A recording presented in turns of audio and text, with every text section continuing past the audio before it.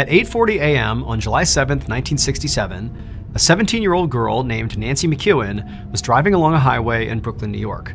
She was on her way to her job as a secretary at her dad's office in Brooklyn, and she was coming from her home in Long Island, New York. Now, the commute to her office took about an hour, but Nancy didn't mind because her dad had just got her this beautiful brand new yellow Camaro, and she loved driving it.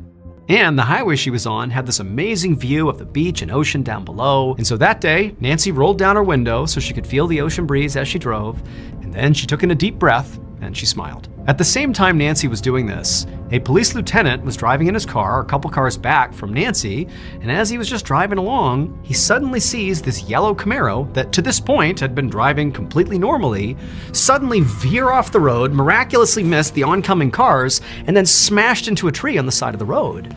And so the police lieutenant instinctively jammed on his brakes and veered over to the shoulder and stopped behind the Camaro. And as the lieutenant got out of the car, he was thinking clearly the driver must have just had some kind of medical emergency because he didn't see any obstacles in the road, and the Camaro had been driving completely normally to that point. So what would cause them to veer and crash into the road at such a high speed other than a medical emergency? And so the lieutenant jumps out of the car, runs over to the driver's side window, and he looks inside and he sees this teenage girl, this blonde teenage girl, and she's slumped over the wheel and she's not looking up at him. She's not making any sound. She's just sitting there.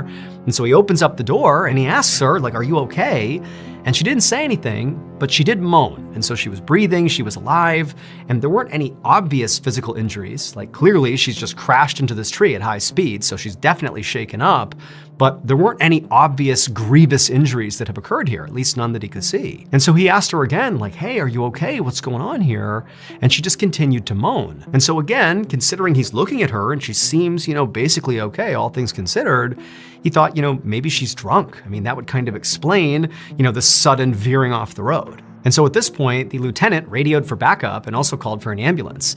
And while he waited, he began searching the car, just basically looking to see if maybe there was some clue in the car as to what happened here. For example, containers of alcohol. And so he's looking around and he doesn't see any empty bottles and he can't smell any alcohol in the car. But still, this whole time, the girl is not responding. She's just moaning and just kind of slumped over there.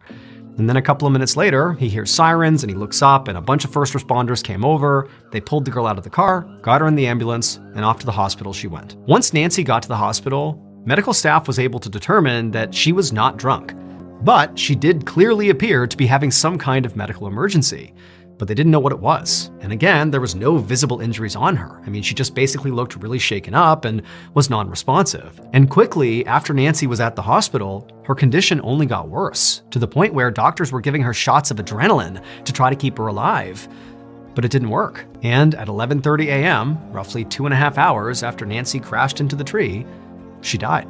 And it was only then, after Nancy was dead, that the medical staff made a discovery, something they had totally missed when Nancy had first came in. And that was, on the back of her head, hidden amongst her hair, was a small circular hole. It was a bullet wound, and for some reason, it didn't bleed at all. Clearly, Nancy did not just randomly veer off the road and smash into a tree. No, she had been shot. About 30 minutes after this discovery was made, a detective named Albert Seidman was standing next to Nancy's crashed car on the side of the highway. Seidman had a reputation as being this totally no-nonsense detective who effectively would stop at nothing to try to solve a case. By this point, he'd already spoken to Nancy's parents, who obviously were devastated and very confused by their daughter's death. They said that, Nancy never got in trouble and certainly didn't have any enemies, and so it made no sense that somebody had just shot her as she was driving. And Detective Seidman had to agree. This was not an average murder case. But regardless, he knew the best place to start this investigation was Nancy's car. The car was actually in pretty good shape. Despite striking this tree at high speeds, the body of the car basically remained intact. And so Seidman began going inside the car and looking all around it, looking for bullet holes to see where this bullet came in and struck the driver, but he found none. Really, there was nothing in the car that gave any information away about what actually happened here. Also, adding to the mystery here is Seidman knew there had been that police lieutenant who just happened to be driving a few cars back from Nancy when she suddenly veered off the road and crashed. And he would say that he did not hear any gunshots, although admittedly he wasn't really listening for gunshots, but he said everything was normal and then the car just veered and crashed. He couldn't understand it. Detective Seidman had briefly considered that, maybe Nancy had been shot by somebody inside of her car. But because of the presence of that lieutenant, who immediately was on the scene and was basically looking at the car from the time it crashed all the way until the ambulance arrived, he said there was nobody else in the car and I did not witness anybody fleeing the scene. The whole situation was very bizarre.